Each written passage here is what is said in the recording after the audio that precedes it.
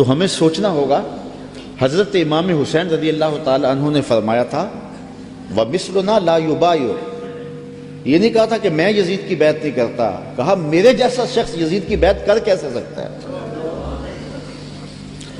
یزید فاسق مولن تھا، یزید شراب پیتا تھا، مسلمانوں کا قاتل تھا، فاجر تھا، اور امام حسین رضی اللہ تعالی عنہ کی پرورش آغوش نبوت میں ہوئی تھی۔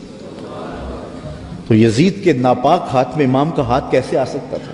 لوگ سر بچانے کے لیے ہاتھ دے دیتے ہیں، اور امام نے ہاتھ بچانے کے لیے سر دے دیا۔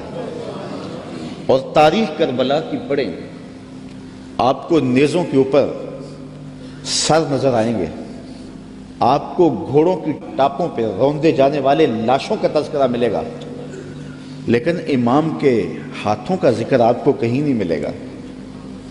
امام کا سر نیزے کی نوک پہ تھا، لاشیں گھوڑوں نے رون دیے، امام کے ہاتھ کدھر گئے؟ شاید قدرت نے اٹھا لیے ہوں کہ کوئی یزیدی امام کا کٹا ہوا ہاتھ نہ اٹھا لے، اور پھر یزید اس ہاتھ کو اپنے ہاتھ میں ڈال کر کے کہے چلو اس طرح ہی صحیح، امام کا ہاتھ تو میرے ہاتھ میں آ گیا۔ امام کی عظمت کا پہرا رب نے دیا، اور ان کی آبرو کا پہرا رب نے دیا۔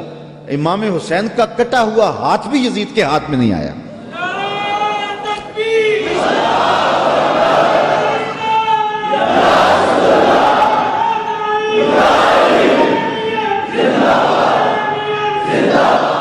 اور اس ہاتھ کو بچانے کے لیے مدینہ چھوڑا۔ مدینہ چھوڑنا کوئی آسان تو نہیں نا، 8 دن کے لیے آج ہی جاتا ہے نا، مدینے میں رہتا ہے، اور جب چھوڑتا ہے تو قیامت ٹوٹ رہی ہوتی۔ کسی نے پوچھا تھا عمرے اور حج کا ماجرا، تو میں نے کہا تھا کعبۃ اللہ پہ پہلی نظر مشکل ہے اور روضہ رسول پہ آخری نظر مشکل ہے۔ تو 8 دن رہنے کے بعد وہاں سے پلٹنا قیامت ہوتا ہے۔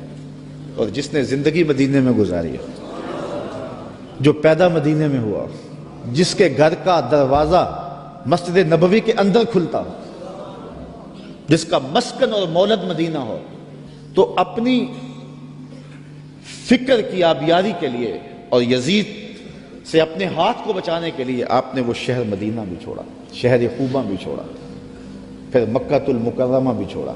اگر حضرت امام حسین رضی اللہ تعالیٰ عنہ کا مدعا سلطنت کا حصول ہوتا تو اتنے تھوڑے لوگوں کے ساتھ آپ کبھی بھی سفر نہ کریں۔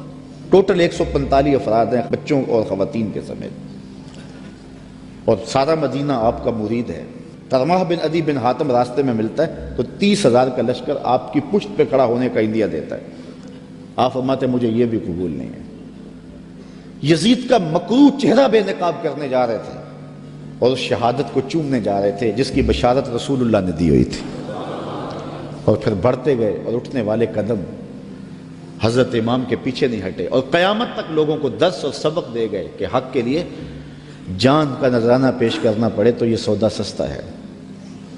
آج دین کی قدریں پامال ہوں اور ہم ڈھب سے بات بھی نہ کر سکیں، تو میں پوچھتا ہوں کیا حجرہ فاطمہ سے بڑی بھی کوئی خانقاہ ہو سکتی ہے؟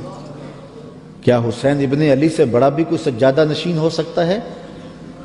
تو جب انہوں نے حق کے لیے اپنا سب کچھ لٹا دیا تو مجھے اور آپ کو اپنی زندگی کی ایک ساتھ کو دین کے لیے پیش کر دینا ہوگا۔ حضرت امام حسین رضی اللہ تعالیٰ عنہ نے یزید کی بیعت سے انکار کیا، اور اس میں ہمارے لیے سیکھنے کی یہ بات ہے کہ ہم کبھی بھی کسی ظالم کے ہاتھ پہ بیعت نہ کریں۔ یہ جو مصلی کی امامت ہے، میں اپنے اس جملوں پہ آپ کی توجہ چاہوں گا۔ یہ جو مصلی کی امامت ہے یہ امامت صغرا ہے، چھوٹی امامت ہے، اور یہ تخت و تاج کی امامت جو ہے یہ امامت کبریٰ ہے، بڑی امامت ہے۔ ہم چھوٹی امامت کے بارے میں تو اتنے حساس ہیں کہ اگر کسی کے پاؤں کی انگلیاں بھی اٹھ جائیں تو ہم اس کے پیچھے کہتے نماز نہیں ہوگی۔ اگر کسی شخص کی داڑھی کا سائز چھوٹا ہو تو ہم اس پہ احتیاط کرتے ہیں کہ اس کے پیچھے نماز واجب الاعادہ ہے۔ تو یہاں تو داڑھی کا سائز اور انگلیوں کا لگنا اور اٹھنا بھی دیکھتے ہیں کہ نماز ہے۔ تو امامت صغرا میں ہماری یہ احتیاط ہے اور جہاں امامت کبریٰ کا معاملہ آئے وہاں آنکھیں بند کر کے بیٹھ جائیں؟